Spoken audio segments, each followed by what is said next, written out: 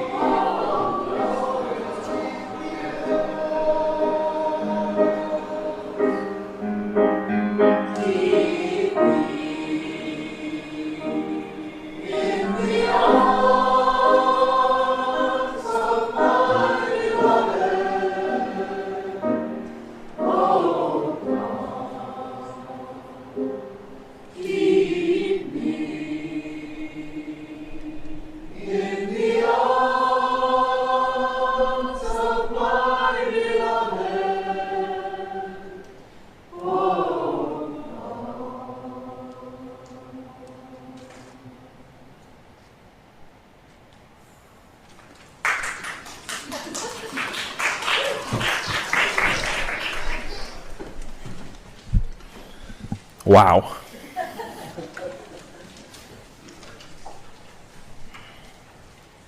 There's an air filter here that has the added benefit of helping keep the sweat off me this morning.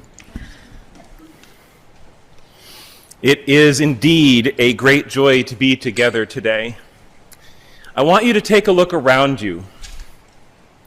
Look at the folks here in this room right now. This congregation has never existed like this before, and we will not be the same congregation when next we meet again. Each time we gather, we are a renewed people rooted in this moment of space and time. Our opening words this morning come to us from The First Light by Shaylin Lowell.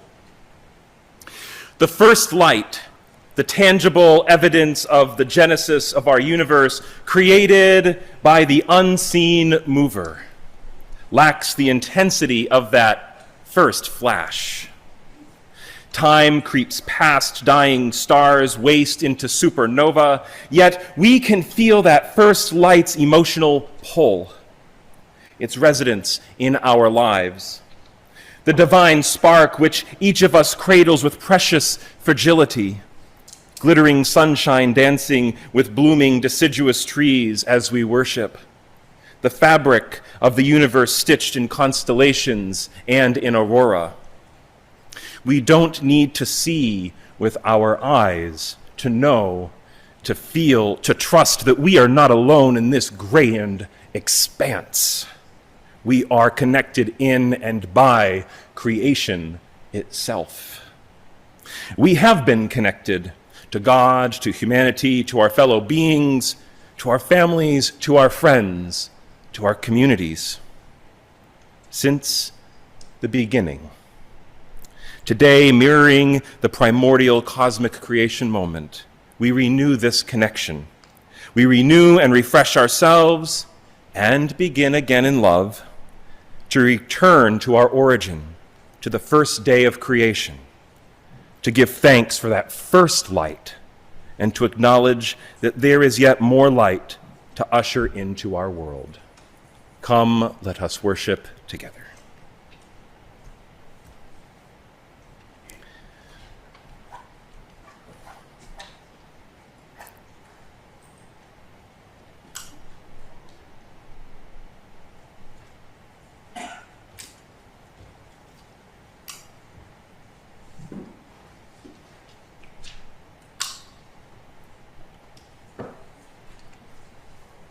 I'll wait for you to light first.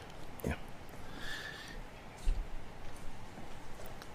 May this chalice light that we are about to kindle be for us a reminder of that great flaring forth which birthed our universe and the sparks of starlight that continue to burn in each one of us today.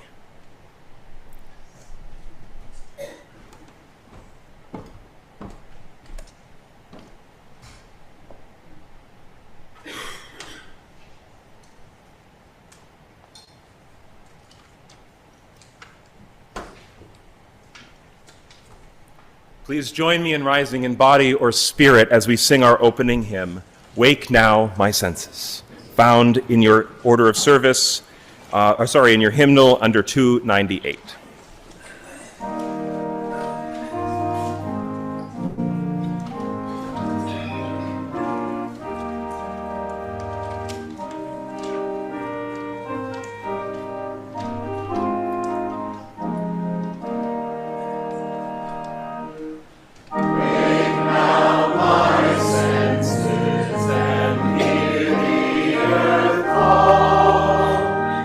Feel the deep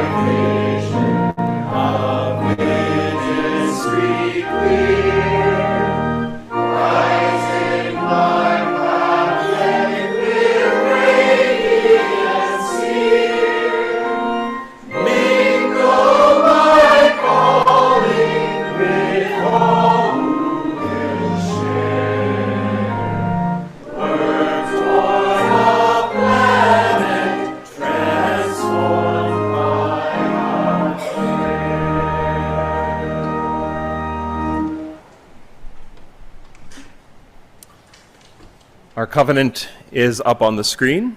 We invite you to recite it together. Love is the spirit of this church, and service is its law. This is our great covenant, to dwell together in peace, to seek the truth in love, and to help one another.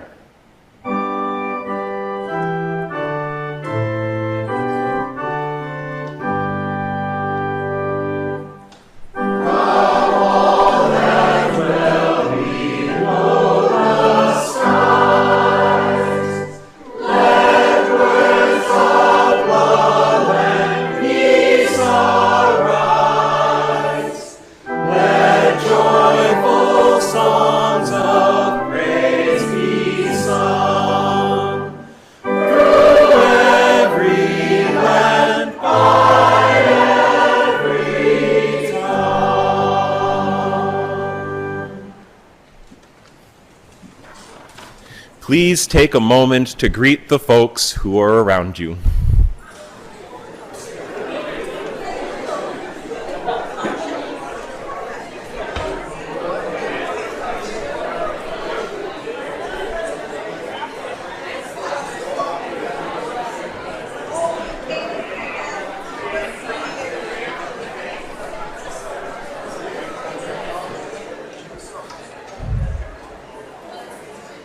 All right. That was some wonderful greetings. I love the energy. All right. So before we get into this story, I would like to invite as many of you who are youth or have a youth-filled spirit to aid me in my storytelling this morning. I need some folks to act as breezes and gentle gusts of wind. So, there's a moment in the story where I really need the wind to pick up some of the stuff that's going to be floating around in the air, and you'll know what that means when it happens. There'll be a little bit of chaos, but I hear that we like a little bit of chaos in worship sometimes. There's a moment in the story when I need the wind folks to be wind, spreading some things. You'll know exactly when it's your turn. If you do not notice the moment in the story when I say it, I'll do this, and you'll know that it means it's time for wind.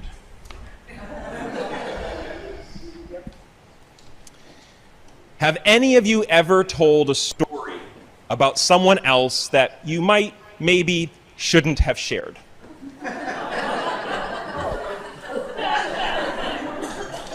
All right, yeah. I have a story about someone who did something like that once. This is back in the old country. You'll notice some Jewish themes today, in part because of Rosh Hashanah and Yom Kippur. So I thought, hey, why don't we have a story that gives us something to chew on? So back in the old country, pick the old country you want, there was a small Jewish community with a business person who really liked to tell other people's stories. This person used to love it. They were known as a storyteller. And in fact, they were a really good storyteller. People liked hearing their stories. No one ever came away from it thinking, wow, I'm really, really sad I heard that story. But oftentimes these stories would be the stories of other people. Some of them true, and some of them not so true. Can you imagine for yourself a true story about yourself that you'd rather be the person who shared it rather than someone else? I bet we all have a story like that. Sometimes it's for our safety. Sometimes it's because it's a little embarrassing. Sometimes it's just because it's my story. I want to tell it. Well, this person did not understand that kind of boundary. And so one day told a story about a person in the community that caused them a lot of stress. In fact, so many people heard this story in the community that the person, very hurt, went to their rabbi and said, "Rabbi, what do I do about this? This story has gotten out about me, and people won't even look at me anymore, and they whisper behind my back, and I don't know what to do about it." So the rabbi said, "I think I know who told this story. And if that person did not tell this story, then this person surely knows who did." And so the rabbi calls this storyteller, business person, into their office and says, "Hey, do you know who told this story?" And the business person turned pretty bright colors of beets. Well, they were very embarrassed. "Yes, I told that story." "Well, it really hurt the person that you told it about. In fact, people aren't even talking about that person." "Well, Rabbi, what do I do then? What do I do? How can I repair this?"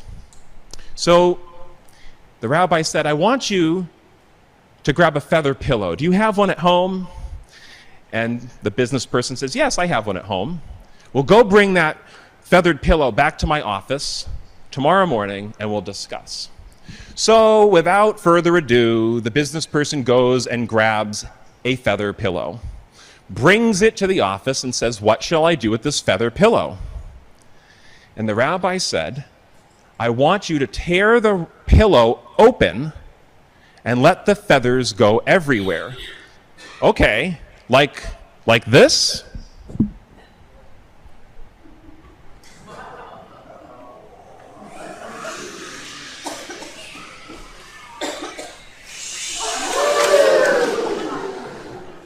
"Keep passing to the back.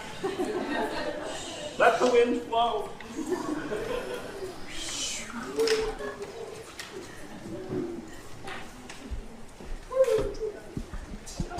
Well, those are getting everywhere, aren't they?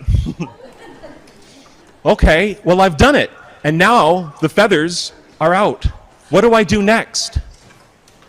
"Now you need to go and collect every single one of those feathers, put them back in the pillow, and when you've done that, you will have been able to make a 100% repair of what you've done." "But Rabbi, the wind has taken some of these feathers all the way out the window. I'll never find them now." "And that is just the point," the rabbi said. "You will never be able to take back the words that you said, but you can still try. Collect as many of those feathers as you can, and when you've done so, go to the person whose story you told and offer your most sincerest apology.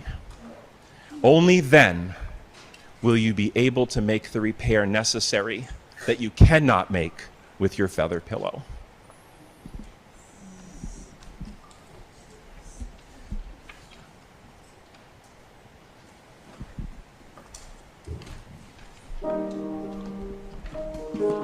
You know what to sing now?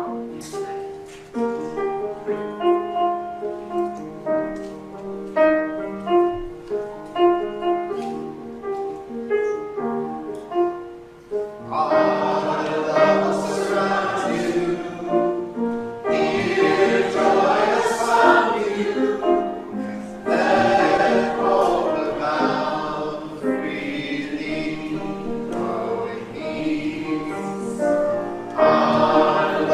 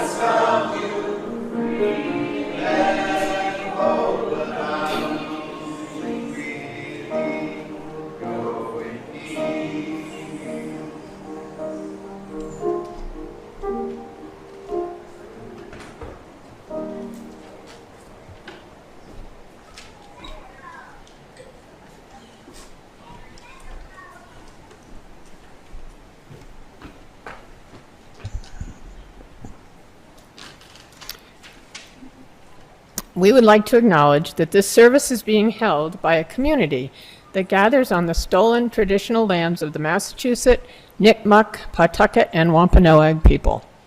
We pay respect to those indigenous peoples who lost their lives in the colonization of this land, and recognize that these indigenous tribes are still today facing violations of sovereignty, territory, and water.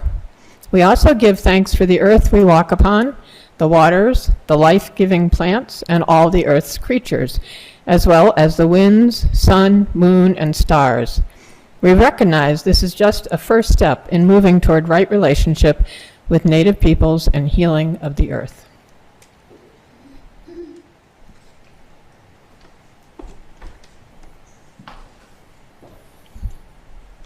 In our Unitarian Universalist tradition, we take a time in our service to share with one another those deepest joys and those deepest sorrows. Good morning. My name is Ann Wickham. My pronouns are she, her, hers, and I have the immense privilege of serving as one of your lay ministers. Light 2 final candles, one for the cost of war, and the other for all those joys and sorrows in our hearts that remain unspoken today.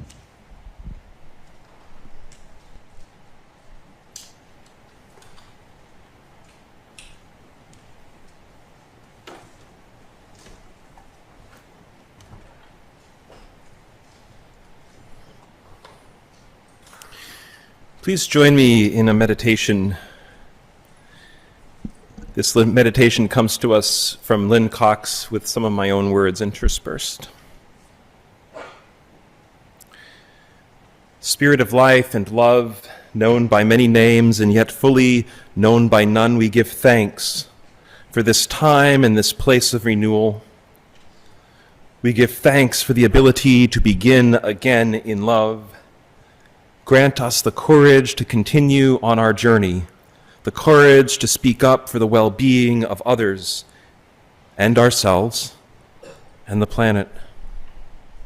May we forgive each other when our courage falls short, and may we try again and try again. Grant us hearts to love so boldly, to embody our faith and our values in living words, in living deeds. May our hearts open to embrace humility, grace, and reconciliation. Grant us the ability to learn and grow, to let the Spirit of love and the Spirit of truth work its transformation upon us and within us. Grant in us the spirit of hospitality, the willingness to sustain a fit dwelling place for the holy that resides in all being. Grant us a sense of being at peace in the world, even as we are in motion. Let us cultivate together the strength to welcome every kind of gift and all manner of ways to be on the journey together. To this we add our own silent prayers, our own meditations, even as we lift up the joys and sorrows of this people. So may it be. Our next hymn is 1011. I've been asked to give a very, very brief introduction to this. It's in the teal hymnal. It's called Return Again.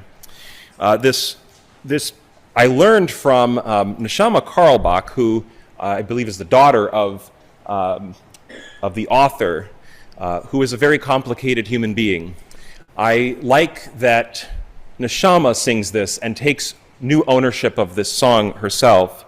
It reminds me, whenever I sing it, to return back to center, to come back to the place where I can be the most helpful person I can be, even when the chaos of the world swirls around me. And the way we'll sing this, we'll sing it all together once through. So we'll sing part 1 twice together, then we'll sing part 2 twice together. Then we'll break up into 4 sections based on where we're sitting. and I'll tell you when to come in. Come in on part 1, singing it once, and then you get to choose what you want to sing after that, either part 1 or part 2. As we've sung it enough, I will do this signal that we're coming to the end, and when you see this, it's time to go back to part 1, and once we've all are on part 1 together, I'll bring us to a close.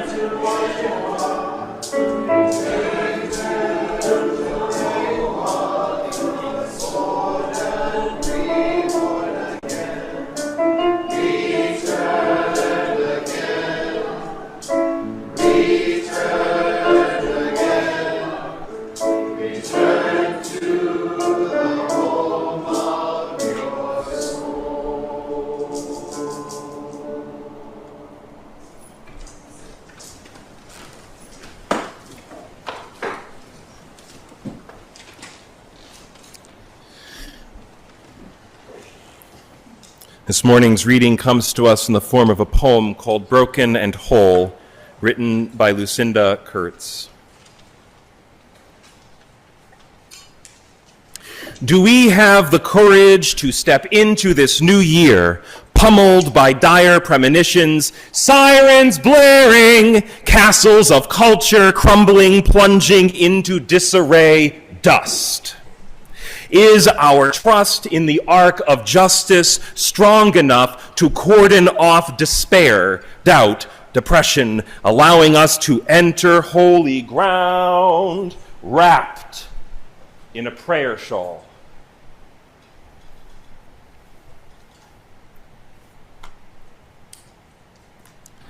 Stand before the one on this new moon with conviction the wheel will turn in our lifetime.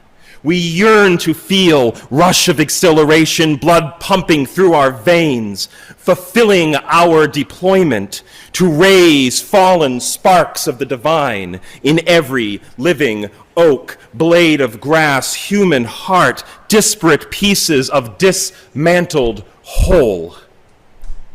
May we discover shattered shards scattered amidst pebbles, floating on seaweed, pressed up against mountain cliffs, piece together a con, fig, yew, ray, shun, brimming with love, a new constellation of energy, grounded in the earth's fertile soil, moistened with amniotic fluid, a vision of regeneration where the broken becomes whole.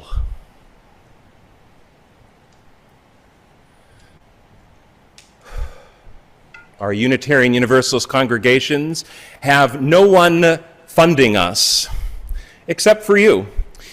So the morning's offering will now be greatly received and blessed to the work of our congregation.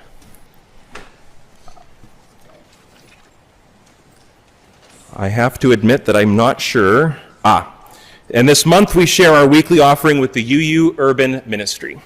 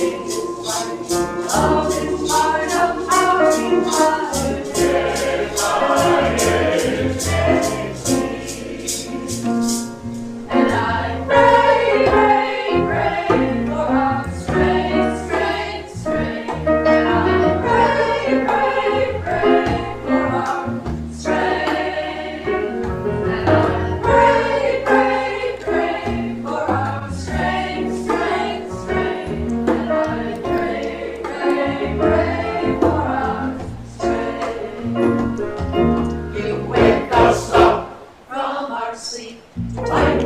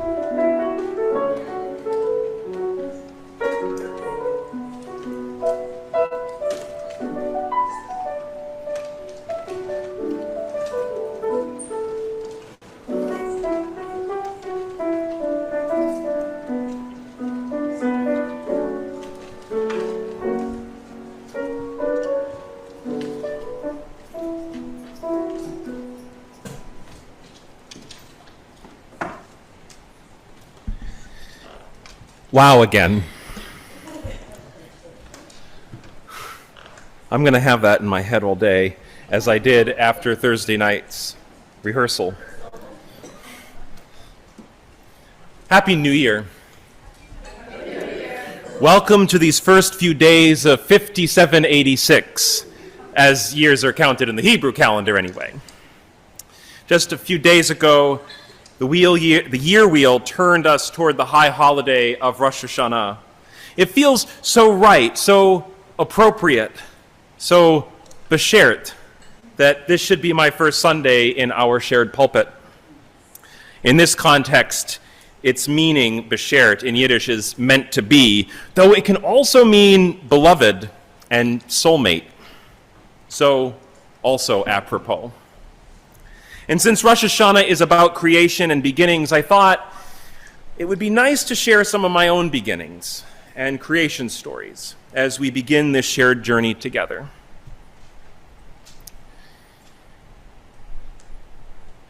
A long time ago, in a town not so far away, just a few towns over, in fact, a young 15-year-old local malcontent who really loved trees decided it was a really good idea to oppose the cutting down of 1,800 of them in his town.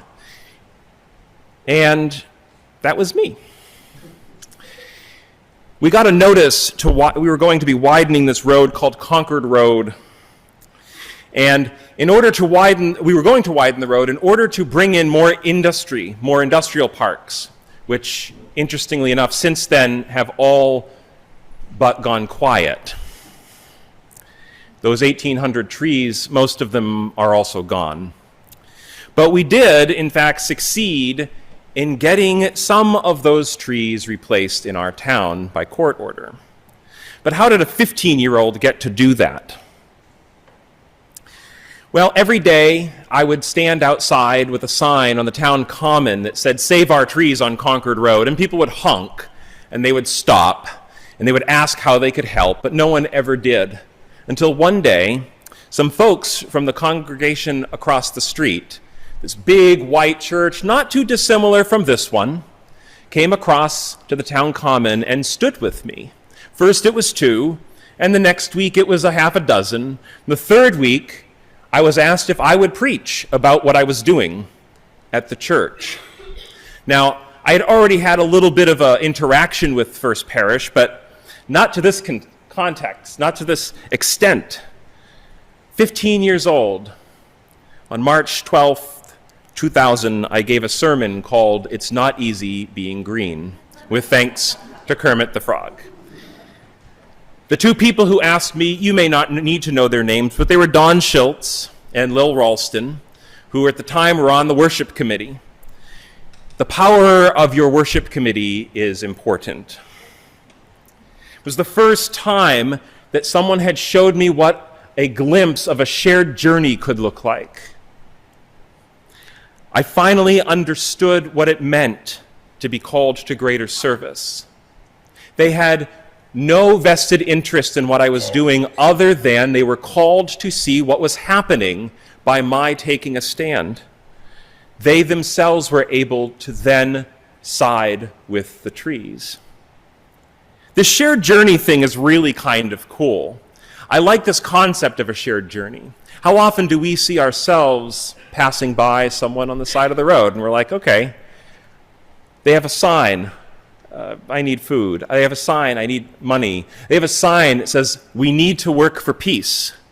And in every situation, I think we find ourselves wondering with some curiosity, how can I do what they're doing? How can I become part of what they are? By 18, thanks to my Unitarian Universalist congregation, which I then joined, I had become active in YRUU, that's Young Religious Unitarian Universalists, especially in local youth cons, as what we called them, convocations, conventions. I heard different words, but we called it a convocation. It was youth con. What I discovered there, going to some of the local groups in Bedford, was that I had this deep love of ritual, this deep love of creating sacred space for others. I'm going to slow myself down a little bit. Creating sacred space for others. I really enjoyed it. I enjoyed the deepness of ritual. And then I started comparing it to what was happening on Sunday mornings in the sanctuary. And while I really found a deep love of our largely Calvinist service, I also wondered, how can we break out of this box, this mold that had lasted for us for so many generations? I wasn't sure how to do it, and I was having a hard time doing it in Unitarian Universalist spaces, which shouldn't be so hard to do. Finding that I needed a ritual basis in my own life, I needed a spiritual grounding I was not finding in Unitarian Universalism at the time, I decided to experience what other groups had to offer me. I had some time with pagans. I really like the pagans. My earth-centeredness is very, very, very pagan. But not long after I turned 18, I was living in New Hampshire, and I had been unpacking some boxes. One of the boxes I unpacked had this little jewelry box on it. You know the type, little white kind of box you get a gift in. And I opened it, and I noticed that therein lied a Star of David that had been given to me by my grandmother when I was 10 years old, the same year she had died, but which I had never seen since that day, sitting on the top of that box, sitting in the top of that packed box. I did not remember putting it in there.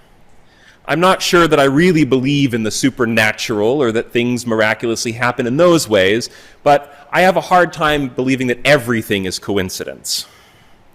I put it on that day. Into the Staples where I worked walked a rabbi who looked like he just came off the set of Fiddler on the Roof. And he said to me, pointing at my Star of David, "You Jewish?" And until that time, I probably would have answered, I maybe, but my grandmother definitely was. But in that moment, I said, yes, I am. And he said, how? And I said, well, my mom's mom. My mom did nothing with her Judaism, and my dad did very little with his religion either, though he was not Jewish. And he said, well, that makes you Jewish. So I walked an Orthodox Jewish path not long after that for almost 10 years. In 2013, I got an ordination as a rabbi, which is kind of a fun little thing for me to take into this space. I never served a congregation in a synagogue. I served at a Jewish retreat center in Falls Village, Connecticut, which I fell in love with. Stepping right outside my door, I could be on the Appalachian Trail, one of my other favorite places on earth. Being at that retreat center, I began to learn practices that gave me meaning, even when I disagreed with the Orthodox Jewish theology I was supposed to believe in. It gave me opportunities to create meaning with other people, to see that I wanted to help others find meaning in their life too. Exploring my Jewish heritage helped bridge my ecological awe, my sense of feeling interdependent with creation, and a sense of connecting with my ancestors. It finally felt like I was grounded in something that was both of my family and of me. Doing this helped me release a lot of the religious trauma I had. I may not have grown up in an ultra-conservative church, I may not have grown up in an ultra-conservative town, and I certainly did not grow up in an ultra-conservative commonwealth. It's pretty darn liberal when I was a kid. It's more even so today, but that does not excuse the fact that we all are swimming in cultural Christianity in this country. And I internalized all of the homophobia that this country has to offer. No one had to tell me I was bad. I just knew. So healing that was so important to me, and Judaism really gave me that healing. But it also gave me the grounding for coming back to Unitarian Universalism with a renewed curiosity for other people's stories, now that I had lived somewhat of a story myself. This brings me to all of your theologies, the many traditions and many stories I've already begun to hear from each of you. You have many, many stories that you carry from your congregational ancestors 323 years since. I feel so blessed to hear them. I think my favorite one might be the origin of the apple pies. Yes, the apple pies. They say nothing more American than apple pie, but there seems to be nothing more Stowe than that story. What could it look like for us to share our stories one with the other, our own creation stories? What is your creation story? I'm really curious. I am hopeful that I can hear as many of yours as you will hear, certainly of mine, over the coming 2 years.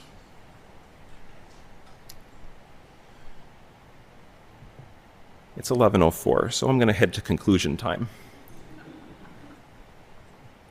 There's a poem, I assume composed by either Reverend J. Sidney Moulton or Reverend Samuel Collins Bean. You might recognize those names, or maybe both, who both preached on the 200th anniversary of this congregation in, I'm assuming, this space. This was 1902. This poem appears at the end of your 200th anniversary book. Long may the ancient meeting house rise from the village green, and over all the country round its belfried tower be seen.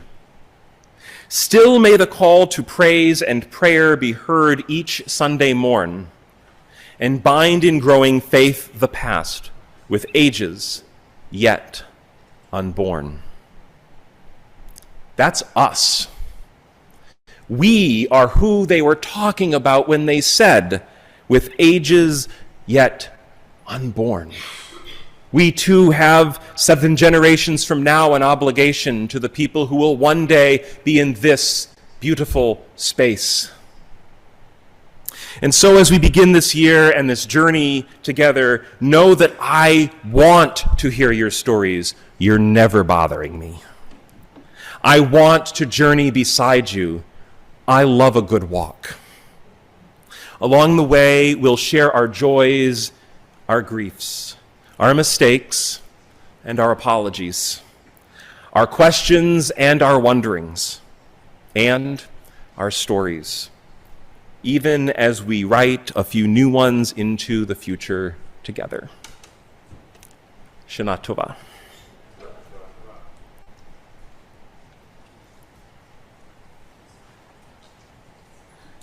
Because we are in the days of awe between Rosh Hashanah and Yom Kippur, first, my benediction today will involve a shofar. Really cool. But also, it's time for us to enjoy some sweetness together.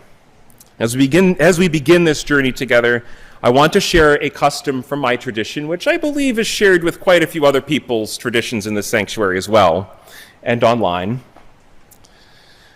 The eating of apples and honey.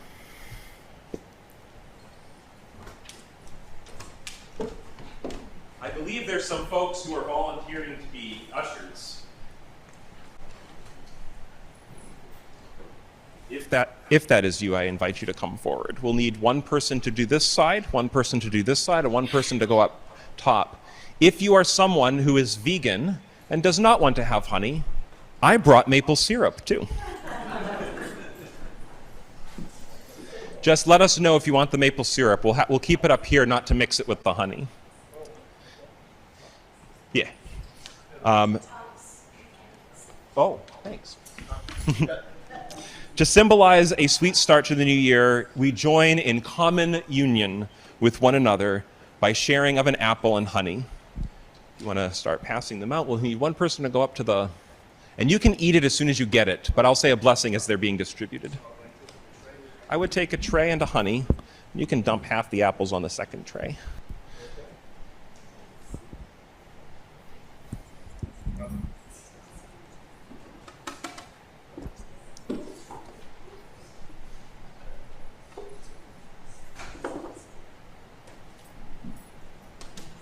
There are also napkins. Make sure you take a napkin because the napkins are the second most important part of this communion ritual this morning. The sexton will be much obliged.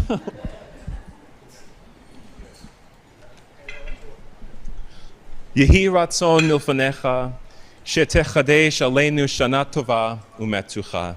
May it be that we are renewed and blessed for a good and sweet year.